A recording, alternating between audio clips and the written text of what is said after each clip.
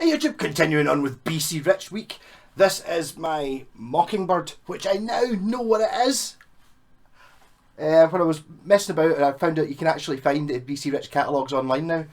So this is a MG801 Japanese market guitar. I've been looking for one exactly the same for years. I could never find one exactly the same. I did put the extra pickup in, so it was originally just two humbuckers. It might have been two volumes and a tone. The three knobs and a switch are original, and the paint job isn't. This was really badly scratched when I got it, so I filed it, sanded it down, and did lots of modifications to it, and then put them kind of back. So basically, what we've got now is a master volume control. This volume control turns on the middle pickup, like so, before the master volume control, so you can kind of blend in the big pickup, and then a master tone. So not much to it, but this I got this. I tell this story. I saw this in Cash Converters in Glasgow, and I told my pal Jim about it. I said, I saw a BC Rich Mockingbird. It was only £100, and it was really mad. It said like an old R logo in the headstock instead of saying BC Rich. I wasn't aware at the time that the American ones have that on it, but also so do some of the Japanese ones. With a wooden headstock, but I've totally found this in the 1992 catalogue. There's what did I say? It was an MG801. There's an MG601, which has only got 22 frets, and then there's this one, but it's got the quad bridge, which is like a sort of a BC Rich standardy bridge, branded on the back as well with the logo, as are the tuners. So I was always unsure what this one was. But completely different league to modern BC Riches. Definitely a more pro guitar. My Mockingbird, which as you can see, I'm wearing a black t-shirt, which means you can't see the pointy bit on the horn there. The painting it like a cow I thought was a great idea, but I think it detracts from the shape of some of these guitars. The Mockingbird's a great one to look at. It's not the comfiest design. This bit here tends to stick into you a bit. There's a wee bit of an extra pointy bit here that's kind of pointing towards you, which is a bit annoying. You can't stand it up because it's got a curved bottom on it. It's doable. Slash did alright. This is just a bolt-on neck one, by the way. For ages I thought this was an American one, because there was an American bolt-on one, although apparently the American bolt-on series were nothing of the sort. They weren't. This is better than that, because this is actually a Japanese built one, as opposed to the American bolt-on series were actually just the Korean parts shipped to America and assembled there. So they could kind of say they were made in America, using all bits that were all pre-made in Korea and shipped over. A wee bit dodgy things going on there. People would notice the fact that the guitars are a quarter of the price, though, you know. Yeah, so this has got the original BC Rich branded pickups, which I actually managed to fit. I think they don't say DiMarzio on them, so I'd imagine they're Gotoh copies of a DiMarzio Super Distortion. I managed to find one about 2 weeks after I bought this bass. I found one on eBay for a tenner. And the guys, oh, he did really well at that thing. That guitar cost £600 that it came out of, but he couldn't remember what kind of guitar it was. So, you know, probably £500-600 in about 1992, did I say? So I mean that it's definitely, it's well vintage. Even if it's a bit later, but there isn't a 93 catalogue. There's a 94 one. By 95, this doesn't exist anymore. It's now the JE series, which is the Japanese edition. But for a couple of years, it's this one. So I now know what it is. Really, the point of the video. So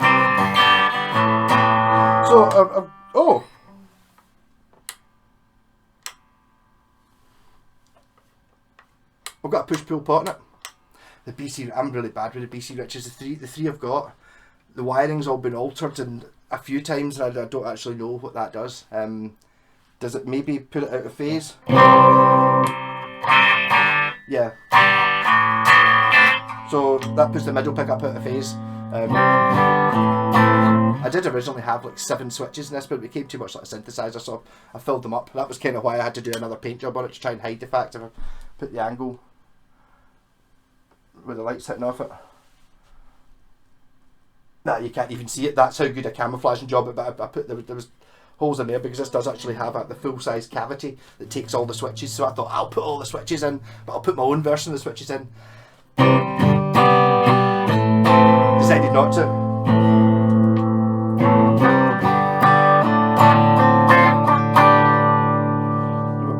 So if I put in the... That's my thinking was that's how I can get the sort of the jangly sounds.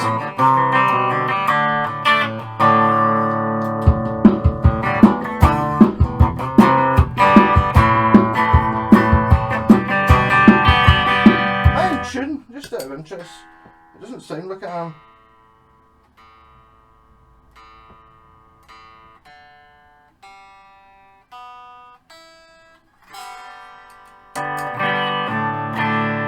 To be. Nope,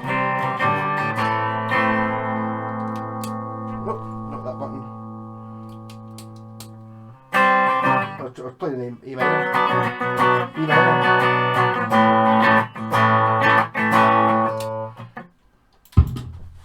Aha.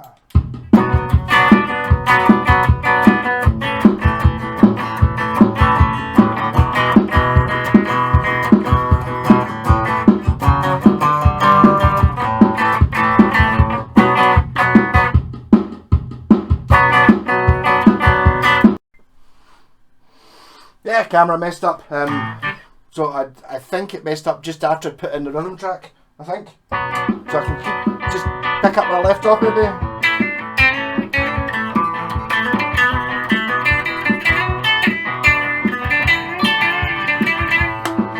Get rid of that.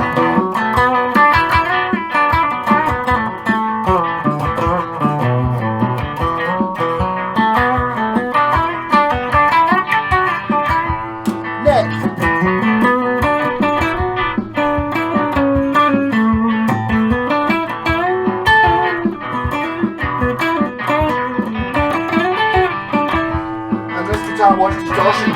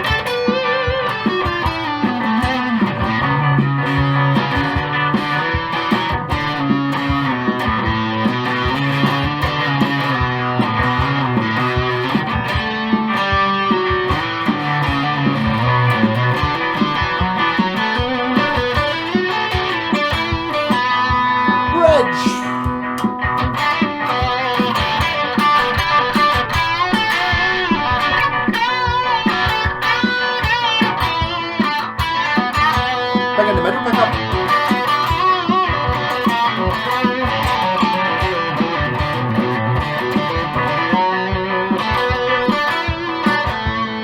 Let's pick up, pull it off.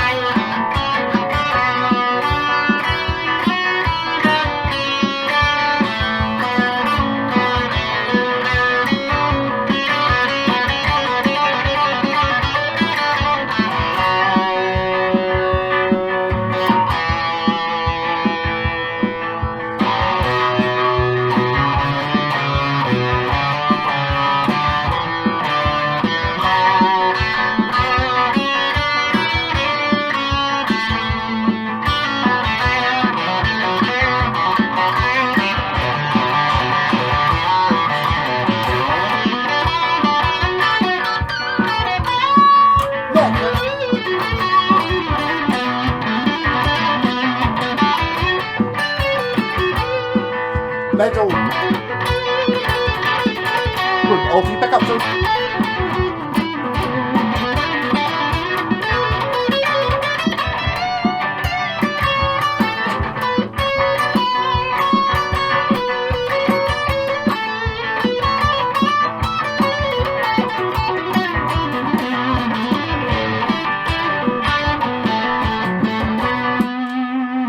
So this one might be getting some further modifications. I suppose having the middle pickup is the reason I didn't do it, but since I've already got a push-pull in there, I think I might make that a dual coil split instead. I'm not sure the out of phase is really that useful. I think I would rather have the two of these as single coils, and then it means I could mix in the third pickup with the humbucker, give me some different sounds. Make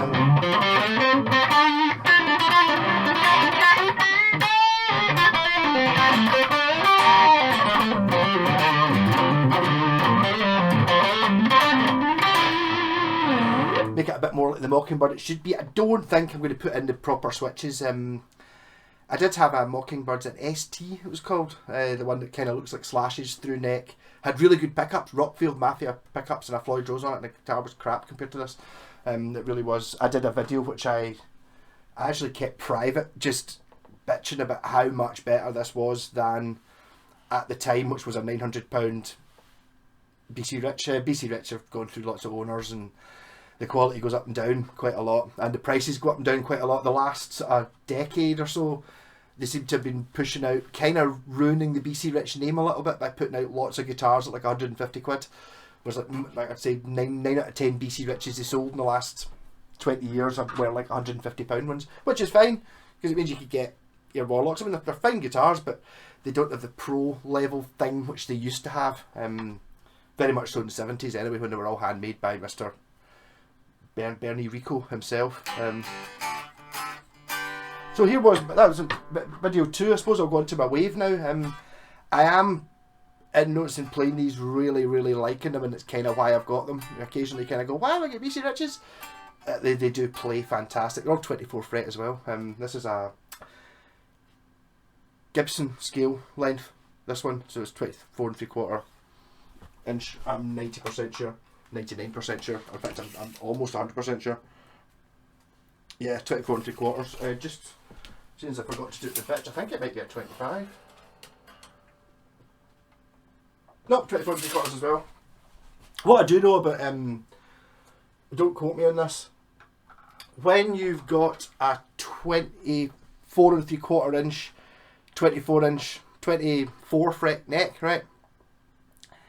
I think you could put that straight onto a Strat. Because of the extra frets and stuff, it works out to be the same length. So you could put a 24 just by the shape of the neck. I think it might be a bit more random chance than anything else, but it is possible without modifications to put this neck on a Strat, I think, because the actual neck is the same. The scale length ends up being the same because the 22nd, the 24th frets where the 22nd should be. They're making the sound awful more confusing than it is. Basically, in general, you can't put a Les Paul neck on a Strat because the scale lengths are different. But because it's a 24 fret one, it's that much longer, which kind of makes it fit in. It'll still be 24 3/4 inch overall scale, but because it's closer to the body, it makes it fit in. Sort of, I think. But I'm going to have to start using these. I'm going to start using these in Cranking House. Use this one. I've never had this one in the studio. I'd imagine it's a bit of a showstopper as well. If you're playing like in a lineup of 3 bands or something like that, you're going to stick out because up here. Oh, is that the guy with the black Les Paul, or the guy with the sunburst Strat, or is it the guy with a Mockingbird painted like a zebra or a cow, depending on how you look at it? You're going to stand out a bit more, quite flashy, but I think a little bit subtler than your Steel Panther, maybe a bit. These pickups are awesome though.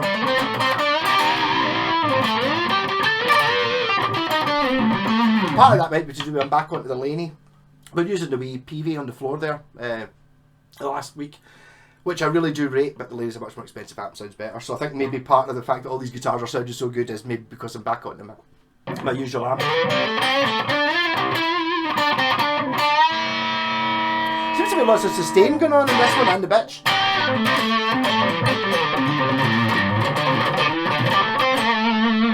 So rock on, see you with the wave.